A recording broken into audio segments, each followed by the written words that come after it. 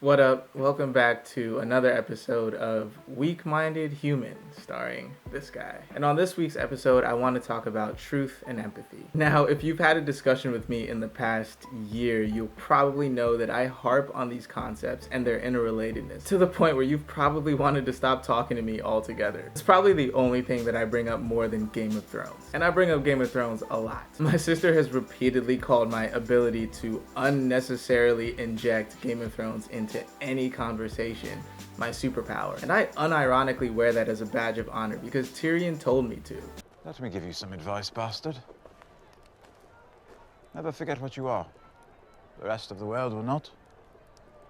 Wear it like armor, and it can never be used to hurt you. Thanks, Tyrion. But yeah, probably the only thing that I bring up more than Game of Thrones is my stance on the relationship between truth and empathy. So what's my stance? Well, basically I believe that in every action taken by a human being, it's important to examine the undeniable realities and consequences of that action, aka the truth, as well as all of the factors that led to that person taking that action in the first place, aka the empathy. Sounds super basic. And it is. I'm not trying to blow anybody's mind here. This is something that I think we all do, at least to some extent. I think we're very good at applying this thought process in situations involving people that we like or agree with. I think that's one of the reasons we tend to be more forgiving when someone that we like does something negligent or harmful. In these situations, the undeniable reality, aka the truth, is that the person that we like did something bad. However, we'll put that bad thing into context by continuing to look at all of the factors that led to them doing that bad thing in the first place. And we'll do that because their past actions have endeared them to us in some way. And all of that is the empathy.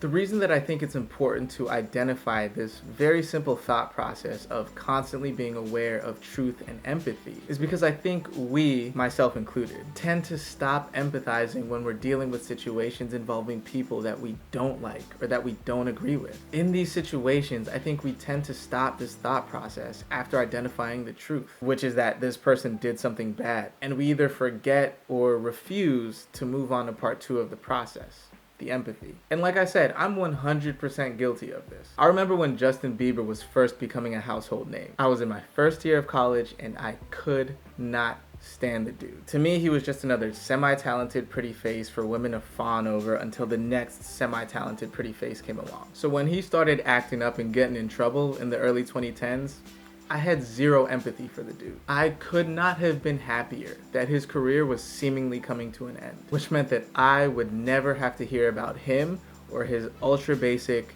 cookie cutter, lowest common denominator style of music ever again. It didn't bother me one bit that he was on the path to becoming yet another child star to fall victim to the Hollywood lifestyle of alcoholism, drug abuse, and partying due to the bad influences all around him. I didn't like him, and so I stopped my truth and empathy thought process after identifying the truth. And the truth, aka the undeniable reality, was that what he was doing was wrong. And since it was wrong, he deserved the repercussions. I refused to move on to part two of the thought process, aka the empathy. I didn't like him, so I didn't care why he was acting up. I didn't want to examine the factors in his life that may or may not have contributed to this behavior. And to be fair to myself, at the time, I didn't really know any better. My barometer for gauging whether something someone did was acceptable or unacceptable was almost entirely based on whether I liked them or not. So it's not like I was making a conscious decision not to empathize with him. It just never really occurred to me to do so. But if I had tried to empathize,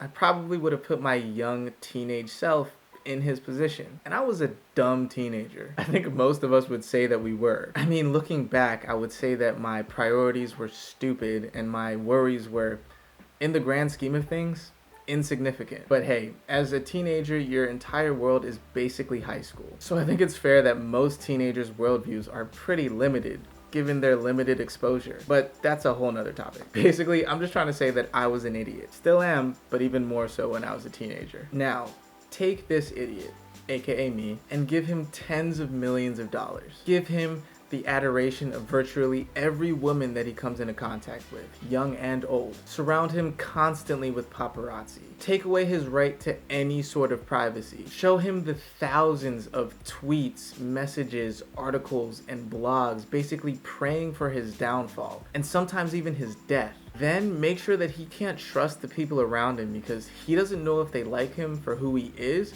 or because he makes them money. And finally, throw in the fact that this just wasn't his reality for the first 13 years of his life. This is all brand new to him. If I take all of those factors and I apply them to young, dumb, teenage Fief, I cannot say without a doubt that I wouldn't have done at least some of the things that Justin Bieber got caught doing. Why wouldn't I feel like I could show up late to my own show because I wanted to get a couple more hours of gaming in? Why wouldn't I feel like I didn't have to obey traffic laws? Why wouldn't I feel like I could publicly urinate wherever I wanted and get away with it? Why wouldn't I feel like I could attack the paparazzi? Young, dumb, not famous Fief already tried to push the boundaries of what he could get away with as a teenager. Now add money, fame, and the Hollywood lifestyle to that already rebellious phase of my life, and I'm probably doing things as bad or much worse than Justin Bieber. Basically, all I'm saying is that if I try to empathize with the dude and put myself in his shoes at that age, I find it so much harder to condemn the guy. I can and will continue to condemn his actions, but I can't really condemn the person because I can't say with 100% certainty that I wouldn't behave in a similar manner if I were in his situation. Put young me in his circumstances, and I can't say for sure that I'd come out with the same values and beliefs that I have today. And that brings me to the nature versus nurture debate that has kept behavioral psychologists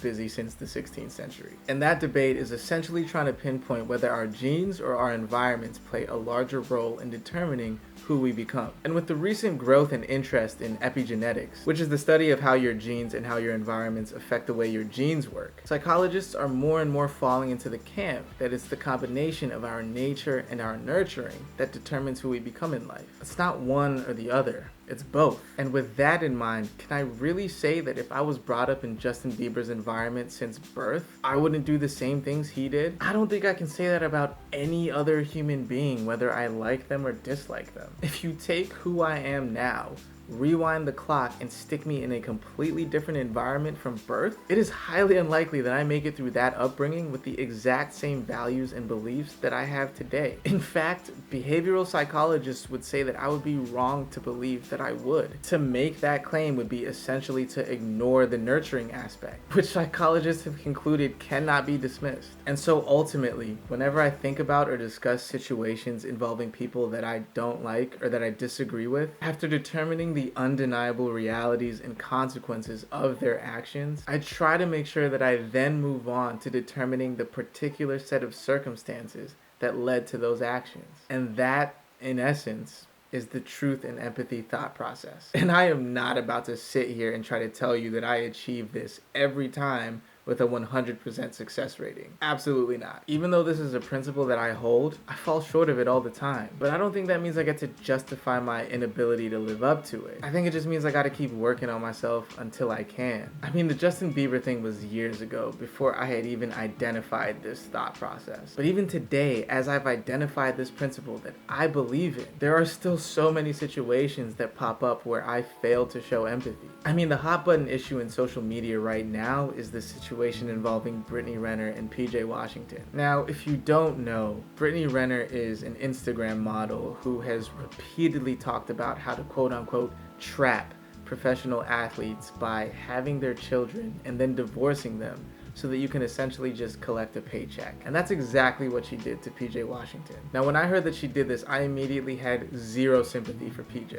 This woman has multiple videos that she herself posted from years ago explaining how she was going to do this. And after I saw those videos, the first thing that popped into my head was that old Maya Angelou quote. When people show you who they are, believe them. And so I was saying what most people are now saying about PJ Washington. You should have known better. And because you should have known better, I have no sympathy for you and you deserve this. But because of this thought process, and as much as I didn't want to, I have to think about how lucky I was to have positive male and female role models around me my entire life. So that behavior like Brittany Renner's is immediately off-putting to me. I have to think about how I've always had great examples of authentically loving relationships around me. So that if I was ever interested in somebody who talked like this, the sirens would be absolutely going off in my head because none of the loving relationships I've seen have involved people saying these types of things. And then I have to think to PJ's situation and how it's possible that he didn't have those same influences and experiences. I mean, even after all of this has happened, he is now with another Instagram model,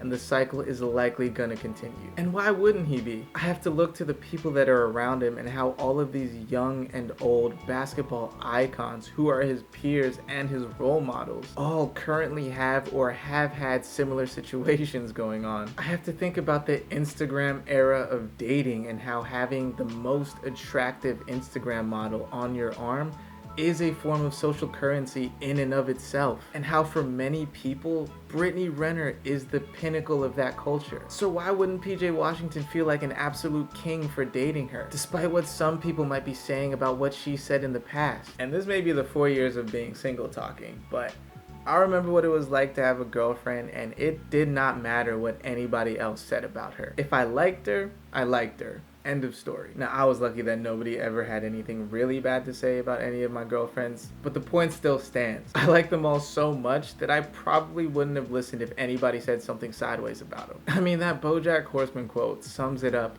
perfectly. You know, it's funny. When you look at someone through rose-colored glasses, all the red flags just look like flags.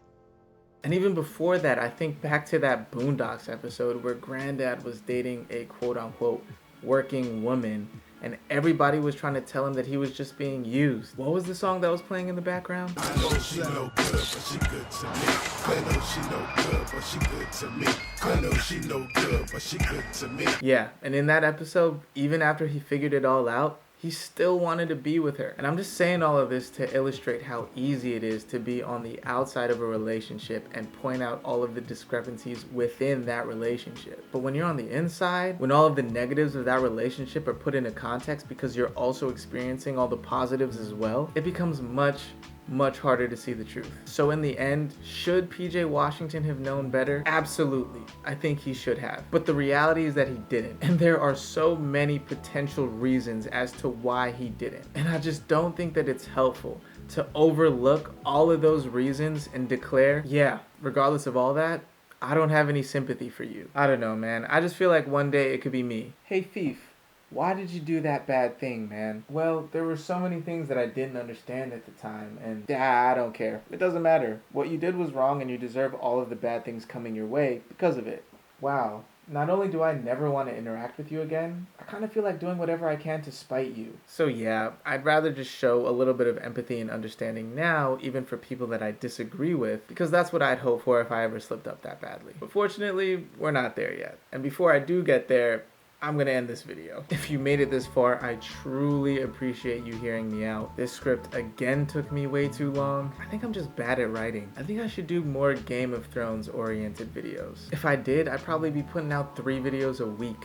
I have a problem. But anyway, like I said, that's gonna be it for this one. I hope it made sense, and I sincerely hope that people show you empathy and understanding in your mistakes. I really think it can make all the difference. But anyway, I wish you all the best going forward. Take care of yourself, and I will see you in the next one. Peace, and be easy.